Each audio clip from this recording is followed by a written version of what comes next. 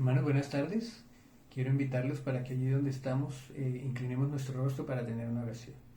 Bendito Padre, que tu morada esté en el cielo. Te doy gracias, Señor, en esta hora porque tenemos la oportunidad de abrir tu santa palabra. También, Señor, por las hermosas promesas y todas aquellas mensajes que has puesto en ella. Te imploro, Señor, en esta hora que dirijas esta reflexión, este pequeño estudio, para que, Señor, todas mis palabras puedan ser guiadas por ti. También oro, Señor, en esta hora por aquellos corazones que escucharán este mensaje para que tú puedas, Señor, generar en nosotros tanto el querer como el hacer por tu buena voluntad y también confiar, Señor, en tus promesas. Te imploramos una bendición en los méritos de Cristo Jesús. Amén. Bien, hermanos, quiero invitarlos para que busquen en sus Biblias el libro de Jeremías y el capítulo 31. Jeremías capítulo 31. Y vamos a buscar allí de manera particular el versículo 33. Es un pasaje muy conocido de las Escrituras por todos nosotros. Tal vez algunos de ustedes lo saben de memoria. Dice allí: pero este es el pacto que haré con la casa de Israel después de aquellos días, dice Jehová. Pondré mi ley en su mente y la escribiré en su corazón. Yo seré su Dios y ellos serán mi pueblo. Dice el versículo 34, no enseñará más ninguno a su prójimo ni ninguno a su hermano diciendo, conoce a Jehová, porque todos me conocerán desde el más pequeño de ellos hasta el más grande, dice Jehová, porque perdonaré la maldad de ellos y no me acordaré más de su pecado. Este pasaje tiene una hermosa promesa, dice que el Señor va a escribir su ley en nuestra mente y en nuestro corazón. Y luego tiene otra promesa, que va a ser nuestro Dios y nosotros seremos su pueblo. Alguna vez me pregunté cómo es que el Señor escribe su ley en mi mente y en mi corazón. Así que vamos a tener una corta reflexión respecto a este tema, cómo el Señor escribe su ley en mi mente y en mi corazón, con base en lo que dicen las mismas Escrituras. Así que quiero invitarlos para que vayamos al libro de Hebreos. Y allí en el libro de Hebreos vamos a ir al capítulo 8. Ese capítulo que leímos de Jeremías 31 tiene un título por allá sobre el versículo 27 que habla del nuevo pacto. Y Hebreos 8 nos habla de el mediador de un nuevo pacto. Dice allí, Hebreos 8, versículo 1. Ahora bien, el punto principal de lo que venimos diciendo es que tenemos tal sumo sacerdote, el cual se sentó a la diestra del trono de la majestad de los cielos. Él es ministro del santuario y de aquel verdadero tabernáculo que levantó el Señor y no el hombre. Nosotros sabemos, por lo que hemos estudiado estos pasajes, que ese sumo sacerdote, que dicho sea de paso es lenguaje del santuario, ese sumo sacerdote es Cristo Jesús. Ahí en el capítulo 7 lo explica perfectamente. Pero vamos al versículo 5, dice, al versículo 6, pero ahora tanto mejor ministerio es el suyo, cuanto es mediador de un mejor pacto, establecido sobre mejores promesas. Dice la Biblia que ese mediador del nuevo pacto, de ese mejor pacto, era Cristo Jesús. Versículo 7, si aquel primer pacto hubiera sido sin defecto, ciertamente no se habría procurado lugar para el segundo, pues reprendiéndolos dice, vienen días, dice el Señor, en que estableceré con la casa de Israel y la casa de Judá un nuevo pacto, no como el pacto que hice con sus padres el día que los tomé de la mano para sacarlos de la tierra de Egipto. Como ellos no permanecieron en mi pacto, yo me desentendí de ellos, dice el Señor. La Biblia dice que el primer pacto, el defecto que tuvo el primer pacto, tenía que ver con que ese pueblo de Israel no permaneció en el pacto. Y el versículo 10 y 11 y 12 son exactamente el pasaje que habíamos leído en Jeremías. Dice, por lo cual, este es el pacto que haré con la casa de Israel después de aquellos días, dice el Señor. Pondré mis leyes en la mente de ellos, y sobre su corazón las escribiré, y seré a ellos por Dios, y ellos me serán a mí por pueblo. Ninguno enseñará a su prójimo ni ninguno a su hermano diciendo, conoce al Señor, porque todos me conocerán desde el menor hasta el mayor de ellos, porque seré propicio a sus injusticias, y nunca más me acordaré de sus pecados ni de sus maldades. La Biblia enseña que el cumplimiento de estas palabras ocurre en dos pasos. El primer paso fue el sacrificio que Cristo hizo en la cruz. El libro de Primera de Juan tiene muchas claves para lograr entender la pregunta que tenemos en esta tarde. Para empezar, allí dice que el Señor iba a ser propicio en el versículo 12. En Primera de Juan, capítulo 2 y versículo 2 dice que Él es la propiciación por nuestros pecados, y no solamente por los nuestros, sino también por los de todo el mundo. Así que, ¿cómo era que el Señor iba a olvidarse de todas nuestros pecados, transgresiones y maldades? A través del sacrificio que el Señor Jesucristo iba a hacer por nosotros. Esa es la mitad y la parte más importante del cumplimiento. Pero hay una segunda parte que también es muy importante. Y es qué pasa contigo con esa información. ¿Qué ocurre en tu corazón con esa información? Y vamos a estudiarlo un poquito más adelante también con base en el libro de Primera de Juan. El capítulo 9 del libro de Hebreos es un resumen de lo que ocurría en el santuario, de lo que había en el arca del pacto, del lugar santo, del lugar santísimo, de los sacrificios, de los sacerdotes. Habla de todos los símbolos que hay allí, muy resumido. El versículo 15 vuelve y nos dice: por eso Cristo es mediador de un nuevo pacto, para que interviniendo muerte para la remisión de los pecados, interviniendo su muerte para el perdón de nuestros pecados cometidos bajo el primer pacto, los llamados reciban la promesa de la herencia eterna. La herencia eterna, ser el pueblo de Dios y que Él sea nuestro Dios. El versículo 22 dice que sin derramamiento de sangre no hay remisión, no hay perdón. Así que esa muerte de Cristo en la cruz y la sangre que Él derramó por ti es el cumplimiento del plan de Dios, de ese plan que Dios tenía. Pero todavía no hemos resuelto cómo es que el Señor escribe su ley en nuestro corazón. Vamos a entenderlo. Y para eso vamos a ir al libro de Primera de Juan, que tiene muchas claves para lograr entender eso. El libro de Primera de Juan, capítulo 3, versículo 16 dice lo siguiente: en esto hemos conocido el amor, en que Él puso su vida por nosotros. También nosotros debemos poner nuestras vidas por los hermanos. ¿Cómo es que nosotros conocemos el amor? En que el Señor puso su vida por nosotros. Y entonces eso genera en nosotros un efecto que es sentir amor. Por eso, vamos ahora al capítulo 4 y los versículos 19 al 21.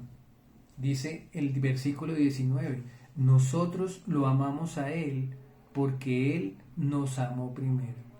Cuando nosotros vemos lo que Cristo hizo por cada uno de nosotros, lo que Cristo hizo por mí, que murió en la cruz para que mis pecados fueran no considerados, para que el Señor no se acuerde de mis pecados, y fue capaz de morir, es porque el Señor me amó de tal manera que yo soy capaz ahora de entender cuál es el amor que Dios tiene. Y ese amor, queridos hermanos, genera amor por Dios. Por eso el versículo 19 dice: nosotros lo amamos a Él porque Él nos amó primero.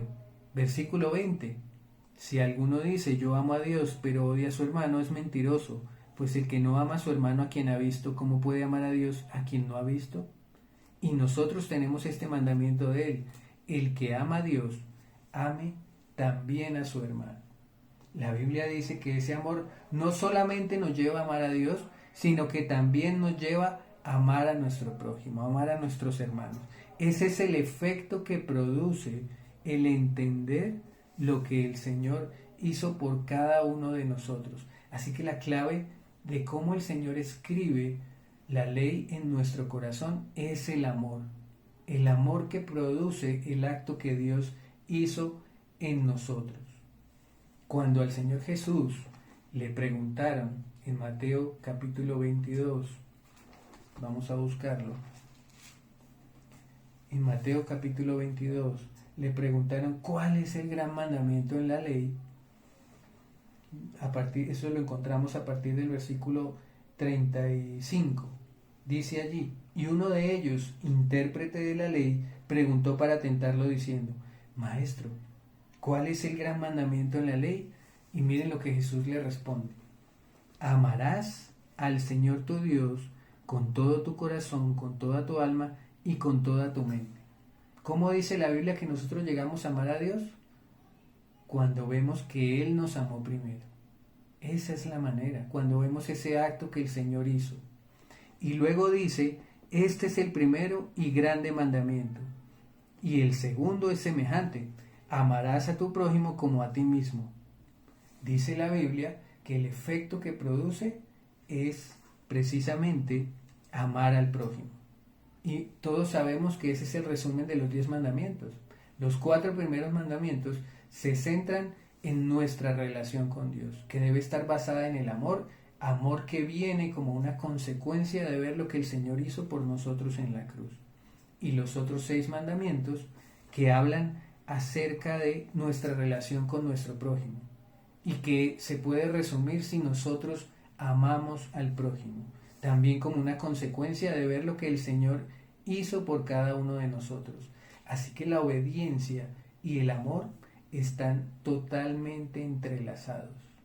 Eso es lo que nos dice la Biblia. En pocas palabras, ¿cómo es que el Señor iba a escribir su ley en nuestra mente y en nuestro corazón? A través de la muerte de Cristo y el amor que eso genera en tu corazón. Versículo 40 dice: de estos 2 mandamientos dependen toda la ley y los profetas. Así que, hermanos, este es el cumplimiento de lo que el Señor tenía en sus planes.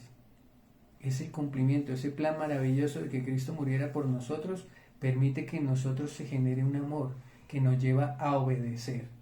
Y ustedes saben que el libro de Primera de Juan habla mucho acerca de cómo el amar y cumplir los mandamientos y la obediencia están totalmente entrelazados.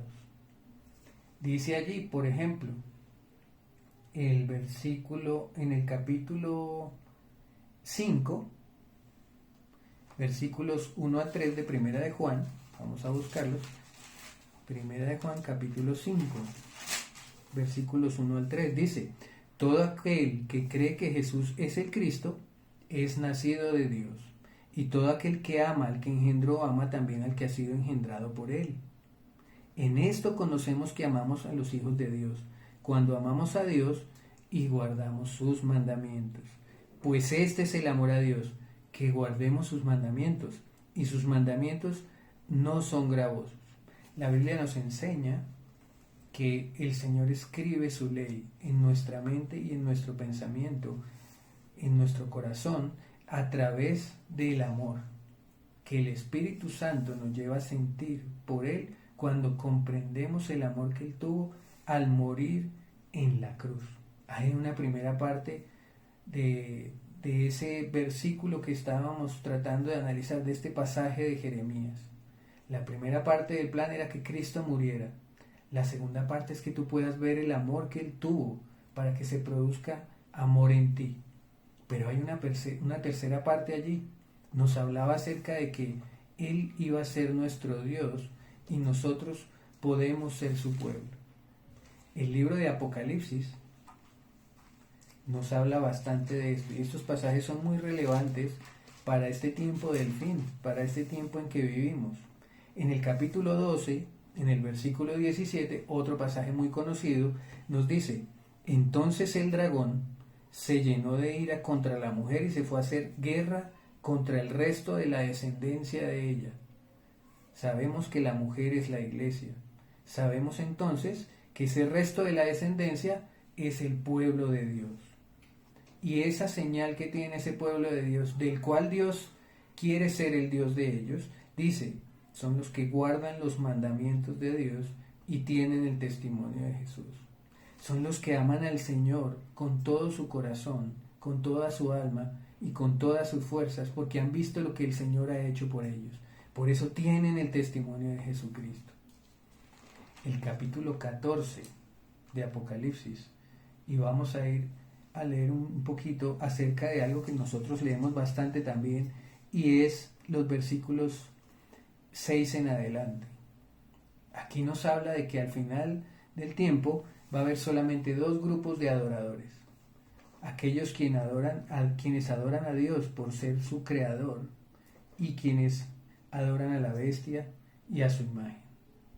El versículo 6 dice, muy conocido: en medio del cielo vi volar otro ángel que tenía el evangelio eterno para predicarlo a los habitantes de la tierra, a toda nación, tribu, lengua y pueblo. Versículo 7 decía a gran voz: temed a Dios y dadle gloria, porque la hora de su juicio ha llegado. Adorad a aquel que hizo el cielo y la tierra, el mar y las fuentes de las aguas. Es increíble que nosotros podamos reconocer lo que Dios ha hecho por nosotros. Y eso se basa en reconocer que murió Cristo por nosotros, que nos amó de tal manera que murió por nosotros, pero también que ese que murió por nosotros era nuestro Creador, mientras que nosotros somos sus criaturas. Pero ese amor que ahora entendemos nos lleva a obedecer sus mandamientos. El versículo 12 dice: aquí está la perseverancia de los santos, los que guardan los mandamientos de Dios y la fe de Jesús. Son los que guardan los mandamientos de Dios y la fe de Jesús. Hay que perseverar en el amor de Dios. Cada día de tu vida debes perseverar en amar a Dios.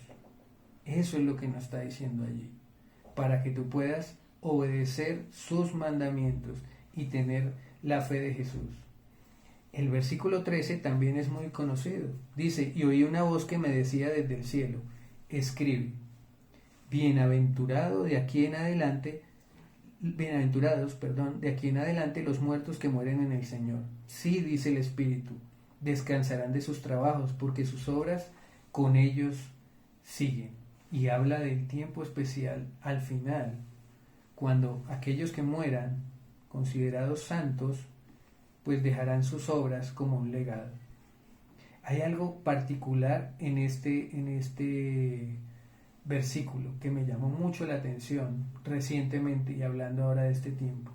Cuando estuve buscando el comentario bíblico adventista,